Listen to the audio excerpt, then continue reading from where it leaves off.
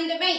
दोस्तों, जैसा कि आप जानते हैं, उत्तर प्रदेश लोकसभा में सबसे अधिक स्थान सुनिश्चित करता है।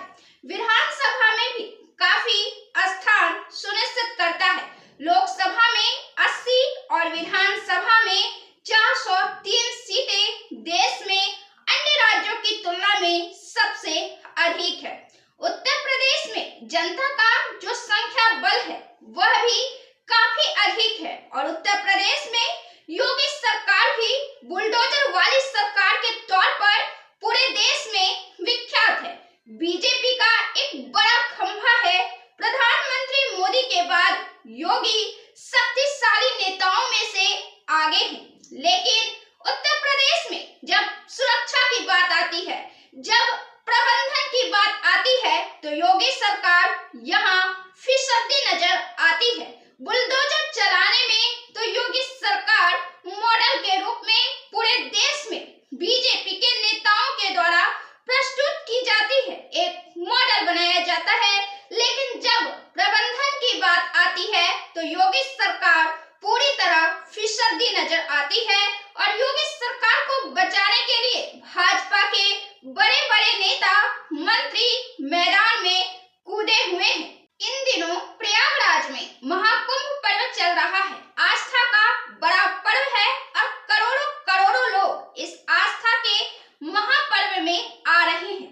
भारतीय जनता पार्टी की छवि भी हिंदुत्व वाली रही है। हिंदुत्व को भारतीय जनता पार्टी आगे लाती है और इस विचारधारा को मजबूती देती है।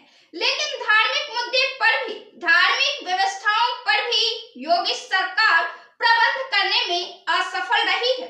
इसी धार्मिक कार्यक्रम के तहत एक यात्रा निकाली जा रही थी जो दलित महिलाओं की थी और इस दलित महिलाओं के साथ, इस दलित समुदाय के साथ जिस तरीके का व्यवहार सामने आया है, जिस तरीके की हिंसा सामने आई है, दुर्व्यवहार सामने आया है, अभद्र व्यवहार सामने आया है, यह दिखा रहा है कि आखिर भारतीय जनता पार्टी हिंदुत्व की छवि को जो आगे बढ़ाती है, जब उस मामले पर भी कार्यक्रम होते हैं तो वहां भी सुरक्षा व्यवस्था उपलब्ध कराने से क्यों चूक जाती है।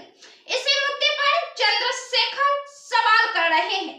चंद्रशेखर का सवाल सरकार को जगाने के लिए है। चंद्रशेखर बार बार सरकार को जगाने का काम कर रहे हैं, बार बार सरकार से सवाल पूछ रहे हैं कि आखिर इस अव्यवस्था की वजह क्या है, क्यों सरकार उदासीन है दलितों के प्रति, क्यों सरकार उदासीन है जनता के प्रति, आखिर क्यों सरकार लापरवाह है। इन मुद्दों पर चंद्रशेखर सवाल पूछते हैं और इसके बाद सरकार से इस्तीफा मांगते हैं। यह दूसरा ट्वीट हो गया इस साल का जब चंद्रशेखर योगी सरकार से दूसरी बार इस्तीफे की मांग कर रहे हैं। उन्होंने अपने ट्विटर अकाउंट पर एक पोस्ट किया है।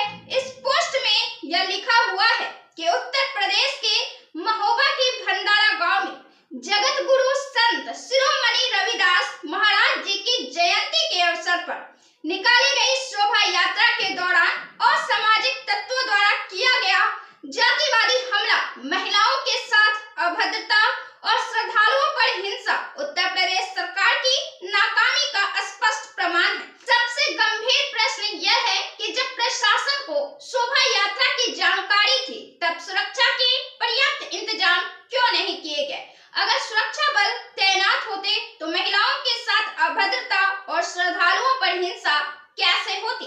यह घटना न केवल धार्मिक आस्था का अपमान है बल्कि सरकार की जातिवादी मानसिकता और दलित समाज के प्रति उसकी उदासीनता को भी उजागर करती है। जब शांतिपूर्वक शोभा यात्रा निकाली जा रही थी तब अपराधियों को इतना साहस कैसे मिला कि उन्होंने खुलेआम डीजे बंद करवाया, जाति सूचक गालियां दी, हिंसा की और महिलाओं के साथ अभद्रता की। क्या सरकार का संदेश यही है कि दलित समाज को उसकी आस्था और अधिकारों का पालन करने का भी हक नहीं।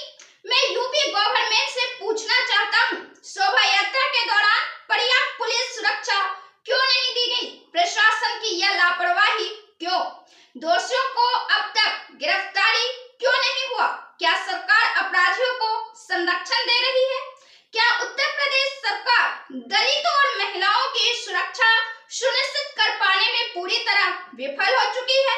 यह लड़ाई सिर्फ एक गांव की नहीं है, बल्कि पूरे दलित समाज, महिलाओं की गरिमा और संवैधानिक अधिकारों की रक्षा की लड़ाई है। हम इसे किसी भी कीमत पर अधूरा नहीं छोड़ेंगे। अगर मुख्यमंत्री योगी आदित्यनाथ जी महिलाओं की अस्मिता और दलित समाज की सुरक्षा सुनिश्चित नहीं कर सकते, तो उन्हें सत्ता में बने रहने का कोई हक नहीं।